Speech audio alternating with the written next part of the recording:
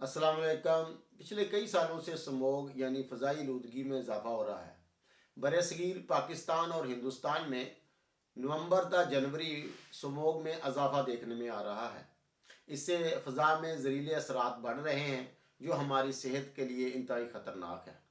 इन ज़हरीले असरात की वजह से हमारी आँखों, फेफड़ों, दिलो दिमाग और जिगर पे बुरे असरात पड़ रहे हैं। मुसलसल स्मॉग में रहने की वजह से चेस्ट इन्फेक्शन यानी सांस की तंगी, सांस की प्रॉब्लम और कुछ जहरीले मादे हमारे जिस्म में जा रहे हैं और हमें बीमार कर रहे हैं। इनसे कैसे बचना है, क्या हल है, इस वीडियो में मुकम्मल जिक्र करते हैं। एक हमने इकदाम ये करने हैं कि बिला वजह बिला ज़रूरत घर से बाहर नहीं निकलना, मास्क का इस्तेमाल करना है।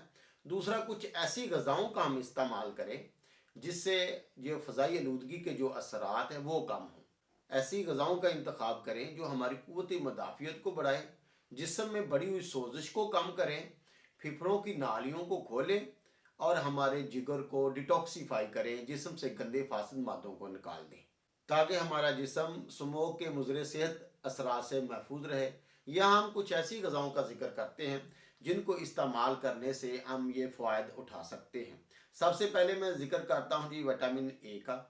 विटामिन ए हमारी जिल्द के लिए, आँखों के लिए और सांस की नालियों फेफड़ों के लिए इंतहाई मुफीद और बड़ा अहम विटामिन है।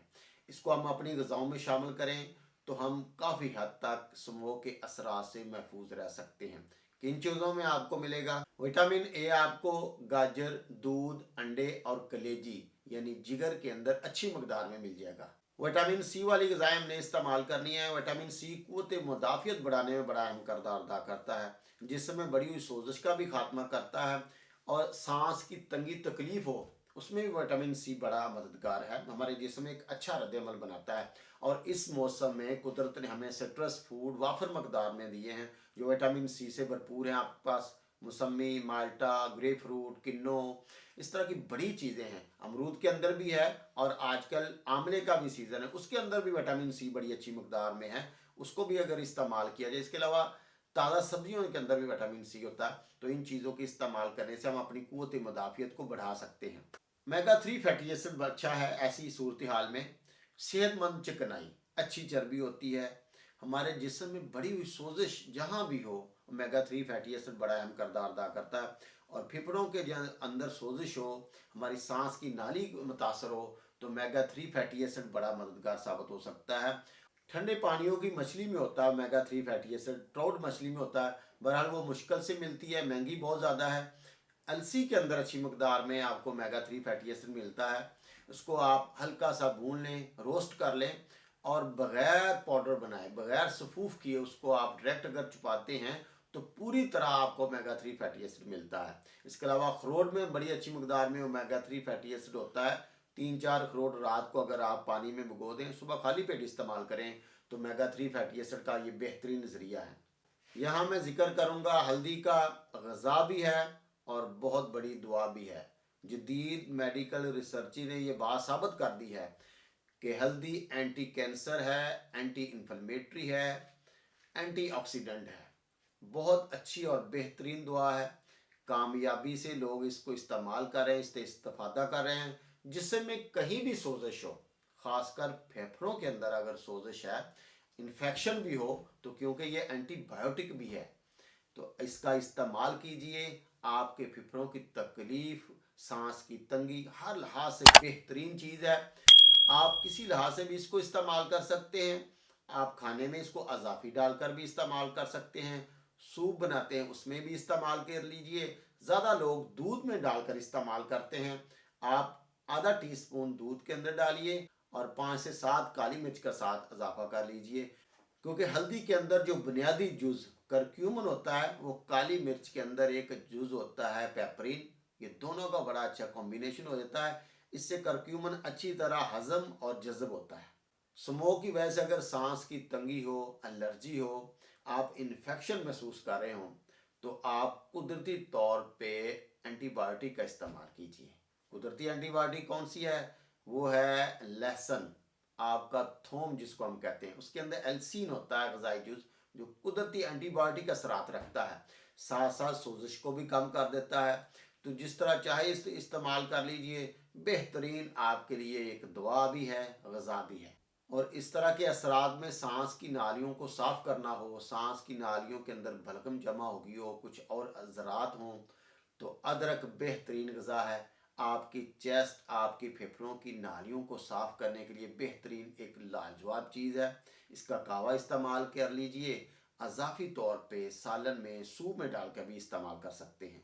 फ़ज़ाई आलूदगी स्मोक ज़्यादातर हमारे चेस्ट को ही मुतासर करती है, सांस की नालियों को मुतासर करती है।